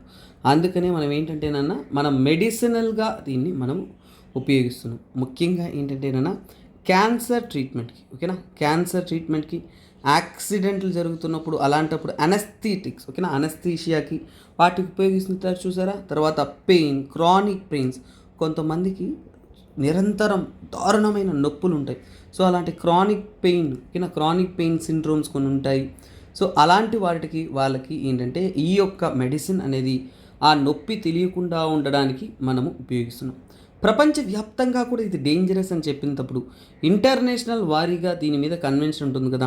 సో అందుకనే ఏంటంటేనా యునైటెడ్ నేషన్ వారు, ఓకేనా, యునైటెడ్ నేషన్ వారు అంటే సింగిల్ కన్వెన్షన్, ఓకేనా, single convention on narcotic drugs. So American, so ఈ యొక్క ఆర్టికల్ ఎలా డిస్కస్ చేయబోతున్నా ముందే చెప్తున్నాను. Political angle, international angle, technical angle, science and technology angle, Indian perspective, uses, ప్రతి ఒక్కటి మెయిన్స్ లెవెల్లో ఒక ఎస్ఏ లెవెల్లో దీన్ని కవర్ చేయబోతున్నాం. సో అందువల్ల maybe it may take time but it is worth of a value. So ఇక్కడ చూడండి, యుఎన్ యొక్క సింగిల్ కన్వెన్షన్ అనేది చేస్తారు ఆన్ నార్కోటిక్ డ్రగ్స్. వేటి మీద, నార్కోటిక్ డ్రగ్స్ మీద వారు సింగిల్ కన్వెన్షన్ అనేది చేస్తారు. అది ఎప్పుడంటే 1961లో. సో ఇది క్లియర్. తర్వాత ఏంటంటే నాన్న ఇందులో వాళ్ళు ఏమంటారంటే ఇండియాతో పాటు, ఓకేనా, ఇండియాతో పాటు ఏంటంటే 12 నేషన్స్, యాక్చువల్గా 12 నేషన్స్కి మాత్రం ఏంటంటే పర్మిట్, ఓకేనా, వరల్డ్లో అంటే వరల్డ్ ప్రపంచం మొత్తం 12 nations of world. So 12 nations of world మాత్రం ఏంటంటే నాన్న grow opium poppy. So grow opium poppy అనేది పర్పస్ అనేది ఇచ్చున్నారు, అంటే పర్మిషన్ అనేది ఇచ్చారు. కాకపోతే ఊరికే పర్మిషన్ ఇస్తారా, లేదు, ఆ ప్రొడక్షన్ అనేది మెడికల్ యూస్ మాత్రమే, మెడిసిన్, ఓకేనా, మెడిసినల్ యూస్ ఏదైతే ఉంటుందో వాటికి మాత్రమే వాళ్ళు ఉత్పత్తి చేయొచ్చు, దానికి మాత్రమే పర్మిట్ అనేది చేశారు ఈ యొక్క డిస్కషన్లో. సో అలాగే ఏంటంటే నాన్న కొన్ని దేశాలు కొన్ని రకాల సో కాల్డ్ ఈ యొక్క పాపీ కల్టివేషన్ చేస్తున్నాయి. అందులో ఎన్నో దేశాలు ఉన్నాయి. అందులో ఇండియాలో స్పెషల్ ఏంటి, ఓకేనా, ఇండియా తీసుకున్నాము అంటే ఏంటంటే మనం చాలా వరకు ఏంటంటే సో ఓన్లీ నేషన్, ఇండియా మాత్రం అంటే ఓన్లీ నేషన్ అలౌడ్, ఓకేనా. సో మిగతా దేశాలకంతా కూడా వేరే మెథడ్లో ఎక్స్ట్రాక్ట్ చేయడానికి ఒప్పుకున్నారు, కానీ ఇండియా మాత్రం ఒక స్పెషల్ ఉంది. Only nation allowed to extract, ఓకేనా, ఎక్స్ట్రాక్ట్ గమ్ ఓపియం. సో ఇప్పుడు గుర్తుపెట్టుకోండి, గమ్ ఓపియంని తీసే హక్కు ఓన్లీ ఇండియాకు ఉంది. యూపీఎస్సీ ప్రిలిమ్స్లో ఎప్పుడు కూడా ఓన్లీ అనే పదానికి ఎక్కువ వాల్యూ ఉంటుంది. సో ఓన్లీ వచ్చినప్పుడు చాలా జాగ్రత్తగా, గమ్ ఓపియంని ఎక్స్ట్రాక్ట్ చేసే పద్ధతి కానీ ప్రాసెస్ కానీ ఇండియా మాత్రమే చేయొచ్చు, ప్రపంచవ్యాప్తంగా ఇంకెవరూ కూడా చేయలేరు. అలాగే ఎందుకు సార్ అలా అంటే స్కిల్డ్ వర్క్ ఫోర్స్ కావాలి, దీనికి చాలా వరకు స్కిల్డ్ వర్క్ ఫోర్స్ కావాలి. తర్వాత ఏంటంటేనన్నా ఇందులో నుంచి మనం ఏంటంటే 70% మనకు కావాల్సిన మార్ఫిన్ అనేది ఎక్స్ట్రాక్ట్ చేస్తాం. ఏంటిది, మార్ఫిన్, ఓకేనా, ఇయర్ బడ్, ఓకేనా, ఫ్లవర్ బియరింగ్ పాట్స్ ఉంటుందంటే ఆ పూత వచ్చి చూడ మొగ్గలు లాంటివి, సో దాని నుంచి కూడా వీరు తీస్తారనమాట. సో మిగతా దేశాలు ఏంటంటే కొన్ని దేశాలు ఏవంటే ఆస్ట్రేలియా కానీ ఫ్రాన్స్ కానీ, ఆస్ట్రేలియా, ఫ్రాన్స్, చైనా, ఇంకా టర్కీ, ఇలాంటి దేశాలు, ఓకేనా, ఇలాంటి దేశాలు కొన్ని ఉన్నాయి. వారందరూ కూడా ఏంటంటేనన్నా సిపిఎస్ మెథడ్ ఫాలో అవుతారు, గమ్ ఓపియం కాదు, వారంతా ఫాలో అయ్యేది సిపిఎస్ మెథడ్ అనేది ఫాలో అవుతారు. సీడ్స్ నుంచి వాటి నుంచి వారు తీస్తూ ఉంటారు ఓపియంని. ఇక్కడ మన ఇండియాలో, ఓకేనా, ఇండియాలో ప్రాసెస్ అంతా కూడా ఎవరి అండర్లో ఉంటుందంటే డిపార్ట్మెంట్ ఆఫ్ రెవెన్యూ, ఓకేనా, డిపార్ట్మెంట్ ఆఫ్ రెవెన్యూ అండర్లో డైరెక్ట్గా, అలాగే మినిస్ట్రీ ఆఫ్ ఫైనాన్స్ అండర్లో అనేది మన యొక్క ఓపియం కల్టివేషన్ కంట్రోల్ ఇవన్నీ కూడా ఉంటుంది. అలాగే మన ఇండియాలో ఏ రాష్ట్రాల్లో ఇది చేస్తున్నారంటే యూపీ, రాజస్థాన్, మధ్యప్రదేశ్, ఇవి ముఖ్యమైన 3 రాష్ట్రాలు. సో ఎక్కడైతే మనం ట్రెడిషనల్ ఓపీ గ్రోయింగ్ స్టేట్స్ అనమాట. సో ఇవన్నీ కూడా ఏంటి, ట్రెడిషనల్ గ్రోయింగ్ స్టేట్స్, ఓకేనా. ట్రెడిషనల్ గ్రోయింగ్ స్టేట్స్ అంటే పారంపర్యంగా కూడా వాళ్ళు చరిత్రాత్మకంగా కూడా ఇవి అక్కడ మాత్రమే గ్రోయింగ్ చేస్తున్నారు, ఓకేనా. సో అందుకని ట్రెడిషనల్ గ్రోయింగ్ స్టేట్స్ అన్నమాట. తర్వాత తీసుకున్నాము అంటే ఇక్కడ పాపీ కల్టివేషన్ ఏదైతే ఉంటుందో ఇవన్నీ కూడా ఏంటంటే లైసెన్స్ మెథడ్లోనే చేయాలి. అంటే ఊరికి ఎవరు పడితే ఆ స్టేట్లో కాదు, లైసెన్స్ అనేది మీరు పొంది ఉండాలి. సో లైసెన్స్ అనేది ఖచ్చితంగా ఇష్యూ చేస్తారు. ఆ లైసెన్స్ ఇష్యూ చేసేది ఎవరు? సో దానికంటూ సపరేట్ అథారిటీ ఉంది నాన్న, దాని సెంట్రల్ బ్యూరో ఆఫ్ నార్కాటిక్స్ అంటారు. సో వీరు నార్కాటిక్స్, ఓకేనా, నార్కాటిక్స్ మీద స్టడీ చేసే ఒక ఏజెన్సీ. సో వారు దీన్ని స్టడీ చేసి రిపోర్ట్ అనేది క్లియర్గా ఇస్తారు. సో వారు చెప్పింది ఏంటంటేనన్నా, ఇండియాలో ఏంటంటేనన్నా చాలా వరకు 15వ శతాబ్దం నుంచి 15th సెంచరీ నుంచి 15వ సెంచరీ నుంచి ఇంకా చెప్పాలంటే ఇంకా ముందు నుంచే కూడా మన ఇండియాలో అనేది ఓపియం లాంటివి కల్టివేట్ చేస్తున్నారు. కాకపోతే మనకేంటంటేనన్నా బ్రిటిష్ వచ్చాక, ఓకేనా, బ్రిటిష్ వచ్చాక ఏంటంటే ముఘళ్ళు అంతమవుతున్నప్పుడు, ముఘళ్ళు ప్రాముఖ్యతలో లేనప్పుడు, ముఘళ్ళు ప్రాముఖ్యత తగ్గిపోతున్నప్పుడు బ్రిటిషర్స్ ఏంటంటేనన్నా బ్రిటిష్ చెందిన ఈస్ట్ ఇండియా కంపెనీ అనేది మోనోపోలీ అనేది తీసుకుంది. ఓకేనా, మోనోపోలీ అంటే ఏంటంటే ఇక కంపెనీ కంట్రోల్లోనే ఓపియం తయారీ అనేది ఉండేది. కానీ ఎన్నో సమస్యలు ఇవన్నీ జరుగుతూ ఇవన్నీ చూడొచ్చు. 1813 చార్టర్ యాక్ట్ ఒకటి వస్తుంది. ఇవన్నీ కూడా మీరు మోడర్న్ ఇండియాలో చదువుతారు. ఈ మోనోపోలీ అంతమైపోయి 1873 అంతా కూడా గవర్నమెంట్ కంట్రోల్లోకి వస్తుంది. సో 1873 గవర్నమెంట్ కంట్రోల్కి ఈ ఓపియం అనేది వస్తుంది. అంతకుముందంతా కూడా ఒక ప్రైవేట్ కంపెనీ వారు చేసేవారు. తర్వాత మనకి ఫ్రీడమ్ వచ్చింది, ఇంకేంటి మనకి ఇండిపెండెన్స్ వచ్చింది. ఇండిపెండెన్స్ వచ్చిన తర్వాత ఓపియం కల్టివేషన్ అనేది మన ఇండియన్ ఎలక్టెడ్ గవర్నమెంట్ చేతికి వెళ్ళిపోయింది. కాకపోతే ఏంటంటే వెళ్ళడంతో పాటు మనము దీన్ని ప్రాపర్గా జాగ్రత్తగా కంట్రోల్ చేయాలి. ఎందుకంటే ప్రజలు దీనికి అడిక్ట్ అయ్యే అవకాశం ఉంది, చాలా డేంజరస్. అందుకని గవర్నమెంట్ కొన్ని యాక్ట్స్ను అనుసరించి దీన్ని అడ్మినిస్టర్ చేసుకుని ఇండిపెండెన్స్ తర్వాత దాన్నే ద ఓపియం యాక్ట్, ఓకేనా, ఫస్ట్ ఓపియం యాక్ట్ అనేది ఎప్పుడు ఫామ్ చేశారు అంటే కన్నా 1857లో అనేది ఫామ్ చేశారు. ఆ ఓపియం యాక్ట్ తర్వాత ఇంకొక opium act, the opium act 2, ఓకేనా, ద ఓపియం యాక్ట్ ఇంకొకటి ఫామ్ చేశారు. అది ఎప్పుడంటే 1878లో. సో తర్వాత ఏంటంటే the dangerous drugs act, the dangerous drugs act, ఈ 3 యాక్ట్, ఓకేనా, డేంజరస్ డ్రగ్స్, ఓకేనా, డేంజరస్ డ్రగ్స్ యాక్ట్, ఓకేనా. సో ఈ డ్రగ్స్ యాక్ట్ అనేది కూడా ఏంటంటే 1930లో ఫామ్ చేశారు. ఈ 3 కూడా బ్రిటిష్ కాలం నాటి యాక్ట్స్. వీటిని అనుసరించే మనం ఏంటంటే ఈ యొక్క పాపీ కల్టివేషన్స్ కానీ వాటిని కంట్రోల్ చేయడం కానీ అడ్మినిస్ట్రేషన్ కానీ ఇవన్నీ చేసుకుంటూ ఉన్నారు. కాకపోతే ఇప్పుడు ప్రజెంట్ ఇప్పుడుండే సిచ్యువేషన్లో ఏంటంటే ఇదేంటి ఇండిపెండెన్స్ అప్పుడు సిచ్యువేషన్, ఆ 3 యాక్ట్స్ ప్రజెంట్ ఏంటంటేనన్నా సపరేట్గా మన దగ్గర ఏంటంటే నార్కోటిక్ డ్రగ్స్, ఓకేనా, నార్కోటిక్ డ్రగ్స్ అండ్ సైకియాట్రిక్, ఓకేనా, సైకోట్రోపిక్, ఓకేనా, సైకోట్రోపిక్ అంటాము, సైకోట్రోపిక్ సబ్స్టెన్సెస్ యాక్ట్ అనేది ఉంది. సో యాక్ట్ కానీ లేదంటే రూల్స్ అని చెప్పొచ్చు, యాక్ట్ అండ్ రూల్స్ అని చెప్పొచ్చు. సో ఇలాంటి ఒక యాక్ట్ని అనుసరించే ఇప్పుడు ప్రస్తుతానికి అనేది కంట్రోల్ అనేది మనం చేస్తున్నాం. సో ఇది చాలా డేంజరస్ కాబట్టి స్ట్రిక్ట్ రెగ్యులేషన్స్ అనేది ఉంటుంది, ఓకేనా. స్ట్రిక్ట్ రెగ్యులేషన్స్ అంటే ఏంటంటే చాలా జాగ్రత్తగా అనేది గవర్నమెంట్ అనేది దీని మీద నిఘా అనేది ఉంచుంటుంది. అంత ఈజీగా ఎవరు పడితే వాళ్ళు చేయకూడదు. సో తర్వాత ఏంటంటేనన్నా ఇది ఎలా దీన్ని మనం ఇండియా గవర్నమెంట్ కల్టివేట్ చేసిన తర్వాత licence policy, strict licensing policy ఉంది నాన్న. అంటే ఖచ్చితంగా ఏంటి, ఎవరైనా కానీ లైసెన్స్ లేకుండా ఈ కల్టివేట్ చేశారంటే వెంటనే మిమ్మల్ని జైల్లో వేసేస్తారు. ఈ లైసెన్సింగ్ పాలసీ ఏంటంటే 1 ఇయర్కి ఒకసారి లైసెన్సింగ్ మార్చుకుంటూ ఉండాలన్నమాట. ఊరికే మన ఇష్టానికి ఒకసారి లైసెన్స్ తీసుకుంటే సంవత్సరాల తరబడి కల్టివేట్ చేస్తాం అనేది లేదు. తర్వాత ఏంటంటే నాన్న ఇక్కడ ఏంటంటే సో చూడండి ఎప్పుడు కూడా సింగిల్ కల్టివేటర్, సో ఒకరికి ఆపర్చునిటీ ఇస్తారు, అలా అందరికీ అనేది ప్రాపర్ చెక్స్ కానీ సో ఎన్నో ఇష్యూస్ అనేది ఇక్కడ ఉంటుంది, లీగల్ ప్రొసీడింగ్స్ అనేవి కూడా ఫాలో అవ్వాలి. సో తర్వాత తీసుకుంటున్నాము అంటే ఒకవేళ ఇల్లిసిట్ కల్టివేషన్స్ అంటే తెలియకుండా దొంగతనంగా ఎవరైనా కల్టివేట్ చేస్తున్నారంటే ఎలా తెలుస్తారు సార్, ఎలా తెలుస్తుంది, సీక్రెట్గా కల్టివేట్ చేస్తారనుకుంటారు. కానీ ఇక్కడ డేంజర్ ఏం తెలుసా, సో ఇవన్నీ కూడా ఏంటంటే శాటిలైట్ ఇమేజెస్ ద్వారా మానిటర్ చేస్తున్నారు గవర్నమెంట్ అనేది. శాటిలైట్ ఇమేజెస్ ద్వారా ఇలాంటి ఒక పాపీ కల్టివేషన్స్ అనేది ఏంటంటే ఎక్కడైనా చేస్తున్నారా లేదా అనేది శాటిలైట్ ఇమేజెస్ ద్వారా వాళ్ళు టెస్ట్ చేస్తున్నారు. కాబట్టి చాలా చాలా చాలా చాలా డేంజరస్ అనమాట. సో అలాగే ఏంటంటే నాన్న ఈ క్రాప్ ఈల్డ్ అంటే ఆ క్రాప్ నుంచి మనకి పంట చేతికి వచ్చిన వెంటనే ఏంటంటే ఇవన్నీ కూడా government factories, government own factories అంటే గవర్నమెంట్ సొంత ఫ్యాక్టరీస్కి అనేది తరలింపడం అనేది జరుగుతుంది. సో అక్కడి నుంచి ఏంటంటే వారు ప్రాసెసింగ్ చేసి ప్రాపర్గా అనేది దాన్ని ఫైనలైజ్ చేస్తారు. సో అలాగే ఆల్కలైట్స్ ఇవన్నీ బయటికి తీసి అలా మెడిసిన్, ఆయుర్వేదం వేటికైతే ఉపయోగం ఉంటుందో సో వాటిలో ఉపయోగించుకోవడానికి తగినటువంటి పద్ధతిలో వాళ్ళు రెడీ చేస్తారు. సో ఈ ప్రాసెసింగ్ యూనిట్స్ అనేది ఏంటంటే ఆ ప్రాసెసింగ్ యూనిట్స్ అనేది ముఖ్యంగా ఏంటంటే ప్రాసెసింగ్ యూనిట్స్ అనేది యూపీలోను, తర్వాత ఏంటంటే నాన్న ఎంపీ మధ్యప్రదేశ్లోనూ ఉన్నాయి. తర్వాత అంటే గవర్నమెంట్ ఏంటంటే అక్కడ ఆల్కలైట్స్ కానీ ఇవన్నీ కూడా తీసుకొని వాళ్ళు వెళ్తూ ఉంటారు, అంటే వాటి యొక్క ఉపయోగాన్ని మనము ఫుల్ఫిల్ చేస్తుంటాం.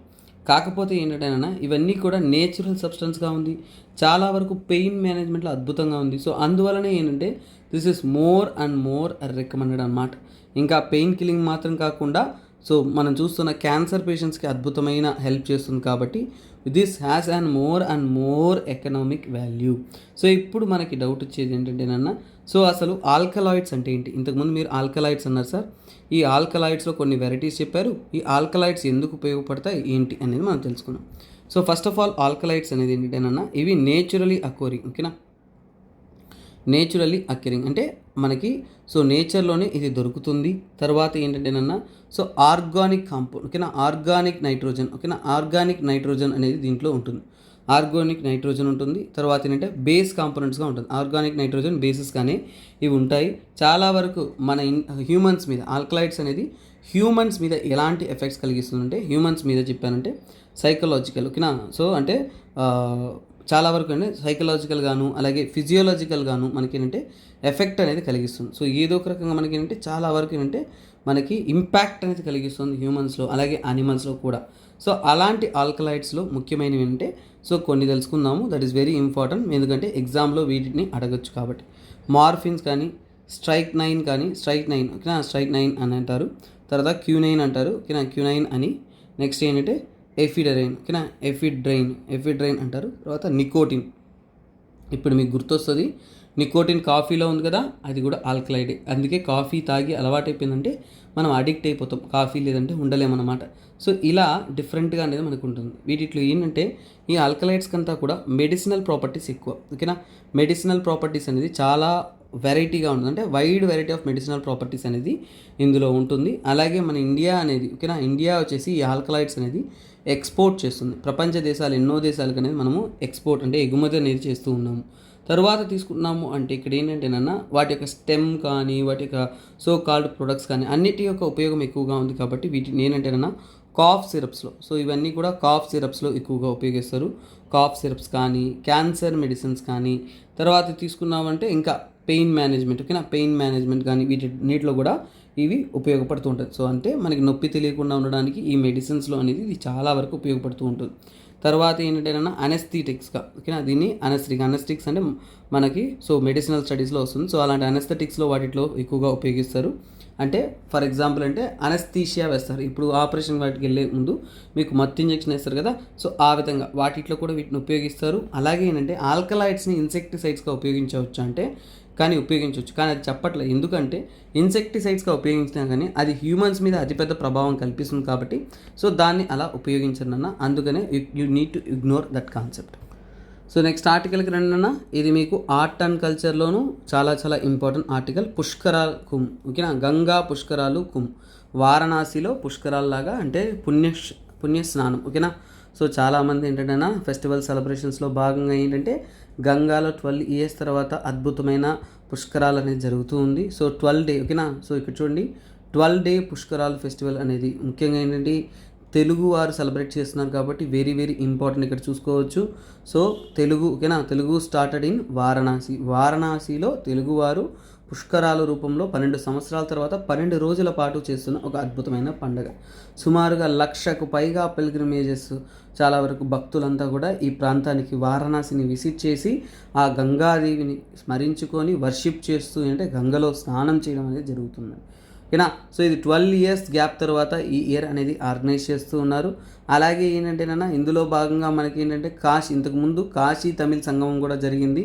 సో దాంతోపాటు ఇప్పుడు ఏంటంటే వారణాసిలో తెలుగు ప్రజలు అంటే సౌత్ ఇండియన్స్ అనేది ఈ ప్రాంతానికి విజిట్ చేయడం కానీ ఆ ప్రాంతం యొక్క ప్రాముఖ్యతను ఇంకా చాటి చెప్పడం కానీ దాని యొక్క కల్చరల్ ఇంపార్టెన్స్ అనేది కూడా తెలుపుతూ ఉన్నారు.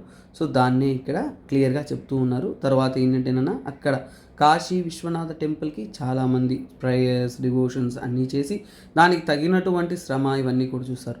సో ఇక్కడ ఈ ఆర్టికల్లో ఒక చిన్న ట్విస్ట్ చూడండి. ఇది చాలామంది ఇది ఉపయోగపడదు దీన్ని చదవము అనుకుంటారు, కానీ ఈ పార్ట్ ఆఫ్ ఆర్టికల్ని చూసారా, ఇదే మీకు ఎథిక్స్లో వచ్చే వర్క్. ఈ పాయింట్ జనరల్గా మనకి ఇర్రెలవెంట్గా ఉండొచ్చు, కానీ మీకు ఎథిక్స్లో అడుగుతారు ఇలాంటి క్వశ్చన్స్. ఎలా అడుగుతారంటే ఎప్పుడు కూడా జిఎస్ పేపర్ 4లో వస్తుంది.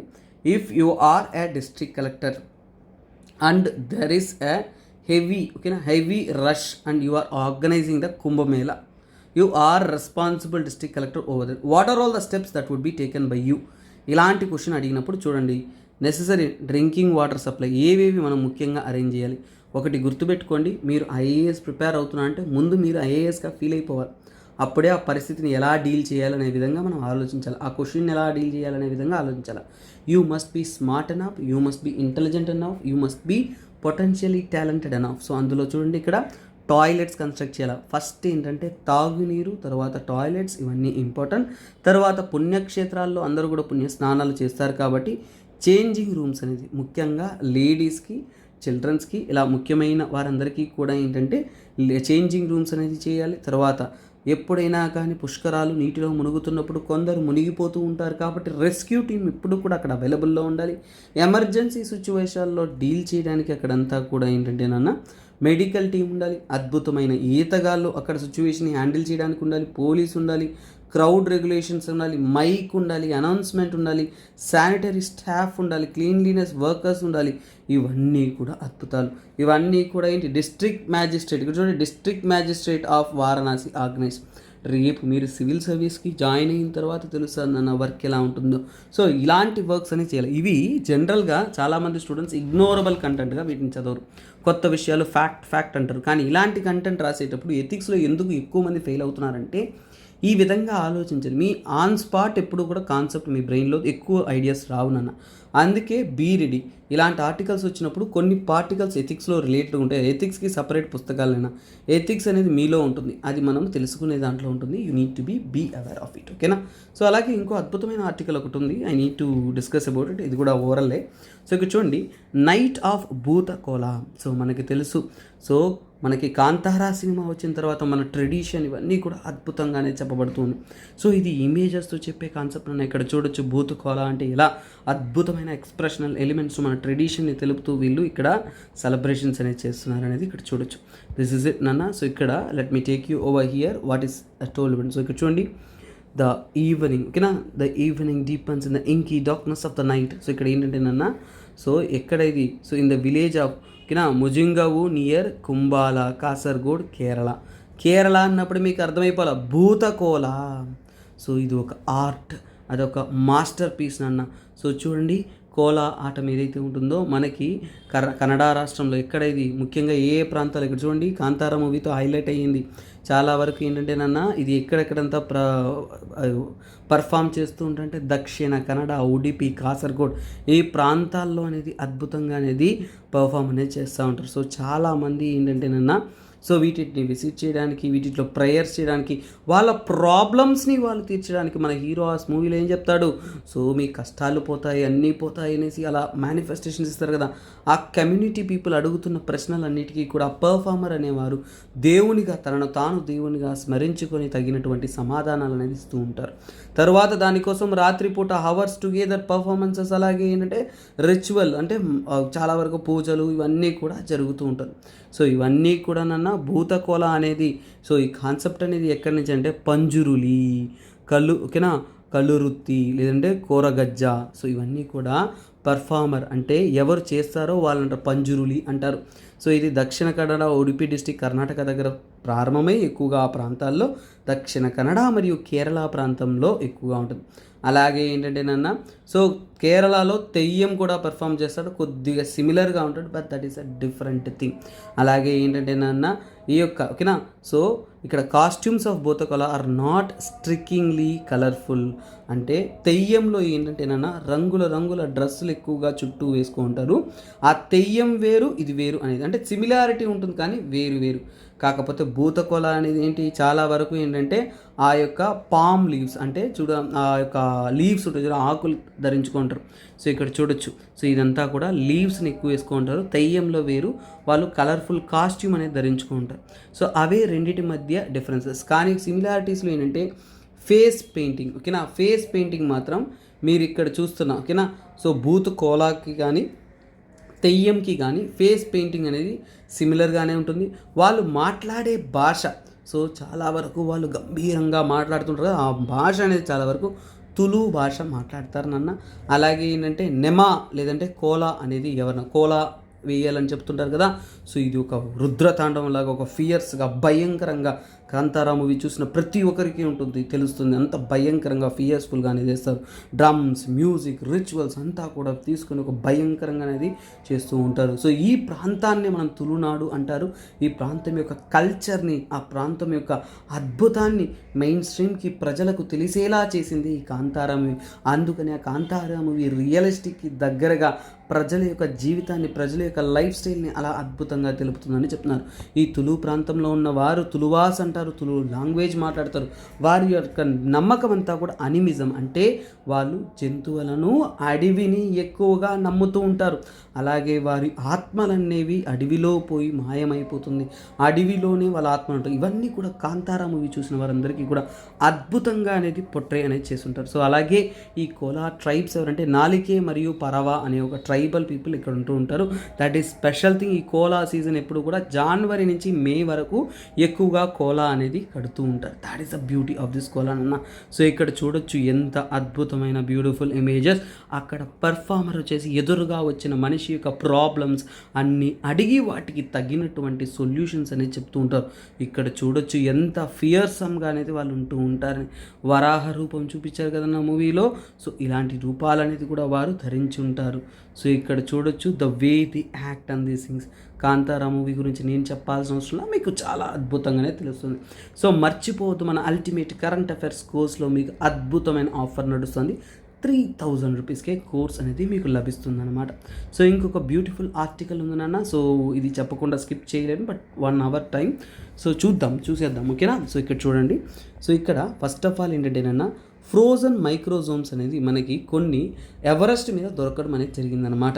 సో ఇంకా ఐస్, ఇవన్నీ కూడా ఐస్, ఈ పార్టికల్స్లో కూడా మౌంట్ ఎవరెస్ట్ అలా ఎత్తైన ప్రాంతంలో కూడా ఏంటంటే చాలా వరకు క్లైంబర్స్ ఉంటారు చూసారా, పైకి ఎక్కేవాళ్ళు, వాళ్ళందరూ కూడా ఏంటంటే ఈ మైక్రో ఆర్గానిజం అంతా కూడా ఫ్రోజన్ ఫామ్లో దొరికిందనే చెప్తున్నారు. ఎక్కడంటే సౌత్ కూల్ అనే ప్రాంతంలో, ఇక్కడ కూడా 4th హైయెస్ట్ మౌంటైన్ పార్ట్ అనేది. సో అక్కడ అనేది ఇవి చాలా వరకు లభించాయి మౌంట్ ఎవరెస్ట్ చుట్టూ పరిసర ప్రాంతాల్లో అనేది చెప్తున్నారు మైక్రోబ్స్. యాక్చువల్గా కారణం ఏంటంటే నాన్న, ఇక్కడంతా కూడా టెంపరేచర్ చాలా లోలో ఉంటుంది. అక్కడ ఎన్నో జీవరాశులు సర్వైవ్ కాలేదు, కానీ కొన్ని మైక్రో ఆర్గానిజమ్స్ అక్కడ కూడా సర్వైవ్ అవ్వగలిగిన క్యాపబిలిటీ ఉంది. కాకపోతే ఈసారి క్లైమేట్ చేంజ్ వల్ల, సమ్మర్ విపరీతంగా ఉండడం వల్ల అక్కడ కూడా టెంపరేచర్ ఎక్కువగా ఉంది. సో అందుకనే మాసస్, స్పైడర్స్ ఇలాంటివి కూడా అక్కడ ఏంటంటే ఫ్రోజన్ స్టేట్లో లభించడం అనేది జరిగింది. తర్వాత ఇవన్నీ కూడా కొందరు ఏం చెప్తున్నారంటే గాలి వల్ల కూడా అక్కడికి వచ్చి డిపాజిట్ అయ్యి ఉంటుంది అంటున్నారు. That is one thing. So ఇందులో అద్భుతమైన ఆర్టికల్ ఇక్కడ ఒక విషయం తెలుసుకోవాలి. మౌంట్ ఎవరెస్ట్ హై ఆల్టిట్యూడ్స్, ఎత్తైన ప్రాంతాల్లో ఆక్సిజన్ లెవెల్ చాలా లోగా ఉంటుందంటారు. కానీ ఎంత పర్సెంటేజ్ సాధారణంగా చెప్పరు. మన భూభాగంలో అట్ ద సర్ఫేస్ మన ఆక్సిజన్ అనేది 21% అనేది చిన్నప్పటి నుంచి మీరు చదువుంటారు. అదే హై ఆల్టిట్యూడ్స్లో, అలాగే ఏంటంటే ఎవరెస్ట్ లాంటి ఎత్తైన ప్రాంతాల్లో మీకు 7.8% మాత్రమే ఉంటుందనేది అతి ముఖ్యమైన విషయం. సో చాలా వరకు విండ్స్, ఇవన్నీ కూడా గస్టీ విండ్స్ ఉంటుంది, టెంపరేచర్ -15 degrees ఉంటుంది. అలాగే చూడండి ఇంకొక ఇంపార్టెంట్ పాయింట్, ఎక్కువ హైట్ రీజియన్లో మీరు యూవీ రేడియేషన్కి ఎక్కువగా ఎక్స్పోజ్ అవుతారనమాట. సో యూవీ రేడియేషన్స్ కూడా అది ఎక్కువగా ఉంటుంది. అలాగే ఏంటంటే అక్కడ మనిషి సర్వే అవ్వడం చాలా చాలా కఠినం. కానీ మైక్రో ఆర్గానిజమ్స్ కూడా సర్వే అవ్వదు, కానీ కొన్ని అక్కడ లభించాయి. కొంతమంది ఏం చెప్తున్నారు అంటే బర్డ్స్, అనిమల్స్, విన్స్ వీటి వల్ల అంత హైట్లో పోయి ఈ మైక్రో ఆర్గానిజమ్స్ అనేది డిపాజిట్ అయినంటున్నారు. అది మాత్రమే కాకుండా ఎవరెస్ట్ ప్రాంతాల్లో ఏంటంటే సహారా డెసర్ట్ నుంచి వచ్చిన ఒక డస్ట్ పార్టికల్స్ కానీ అవన్నీ కూడా డిపాజిట్ అయినట్టు, వాటి ద్వారా కూడా కొన్ని మైక్రోఫ్లోరా అంటే కొన్ని మైక్రో ప్లాంట్ ఆర్గానిజం ఇవన్నీ కూడా ఏంటంటే అక్కడ గ్రో అయ్యి డిపాజిషన్ అనేది అయ్యి ఉన్నాయని చెప్తున్నారు. సో ఇది అక్కడ చెప్పిన డేటా. తర్వాత ఏంటంటే నాన్న, సో కొన్ని మోడస్టెరో బ్యాక్టీరియం ఆల్టినుడినోస్ అండ్ అలాగే ఫంగస్ కానీ నగన్షియా ఇవన్నీ కూడా ఏంటంటే నాన్న చాలా వరకు యూవీ రెసిస్టెంట్ సర్వైవర్స్, అంటే యూవీ రేస్ ఉన్నా కానీ అక్కడ సర్వై అవ్వగలిగిన పొటెన్షియాలిటీ ఉన్న మైక్రో ఆర్గానిజమ్స్ ఏమన్నా ఉందంటే ఇది మీరు తెలుసుకోండాలి. అదేంటంటే మొడస్టో బ్యాక్టీరియా, ఆల్టుడినేస్, ఫంగస్, అలాగే నగన్షియా. సో ఈ రెండు కూడా ఏంటంటే యూవీ రేడియేషన్స్ అక్కడ ఎక్కువ ఉన్నా కానీ అక్కడ సర్వే అవ్వగలిగిన పొటెన్షియల్ అనమాట. తర్వాత సాగర్మాత అనేది మౌంట్ ఎవరెస్ట్కి ఇంకొక పేరు, నేపాల్లో పెట్టిన పేరు. 1960s ఆ పేరు అనేది పెడతారు, ఓకేనా. That is one thing, nothing more important. యాక్చువల్గా 1847 ఆ టైంలో కాంచన్జంగాని ఎత్తైన పీక్గా అనేది అనుకుంటారు. ఆండ్రూ వాగ్ వచ్చేసి బ్రిటిష్ చెందిన survey general of India. So అప్పట్లో ఏంటంటే హిమాలయాస్లో ఇదే ఎత్తైన పీక్గా అంటారు. తర్వాత వచ్చిన వ్యక్తి అతనే సర్ జార్జ్ ఎవరెస్ట్. సో అతను స్టడీ చేసిన తర్వాత వాగ్ తర్వాత తను స్టడీ చేశాడు. సో అతను స్టడీ చేసిన తర్వాత ఏంటంటే ఈ పేరు మౌంట్ ఎవరెస్ట్ అనేది ఎత్తైన కొండగా ఉంది. సో అదే వరల్డ్స్ హైయెస్ట్ మౌంటైన్ అనేది సర్వే చేసి అనేది కనుక్కుంటారు. సో ఇక్కడ మన ఎగ్జామ్ పాయింట్ ఆఫ్ వ్యూలో ఇంకొక పాయింట్ ఏంటంటే పీక్ 15. సో చూడండి, వరల్డ్స్ హైయెస్ట్ పీక్ అయిన మౌంట్ ఎవరెస్ట్ని ఇనిషియల్ స్టేజెస్లో ఏమని పిలుస్తారంటే పీక్ 15 అని అంటారు. సో గుర్తుపెట్టుకోండి, పీక్ 15 అంటే ఏదో కాదు, మన మౌంట్ ఎవరెస్ట్ అనేది పదం. సో ఇక్కడ ఎగ్జామ్ పాయింట్ ఆఫ్ వ్యూలో కొన్ని పాయింట్స్ ఉంటాయి, వాటిని చెప్పాను. సో అందులో ముఖ్యం ఏంటంటే ఎత్తైన ప్రాంతాల్లో ఆక్సిజన్ 7.8%, యూవీ అనేది చాలా చాలా ఎక్కువగా ఉంటుంది. -15 టెంపరేచర్ ఉంటుంది. ఈవెన్ మైక్రోబ్స్ సర్వే అవుతాయి.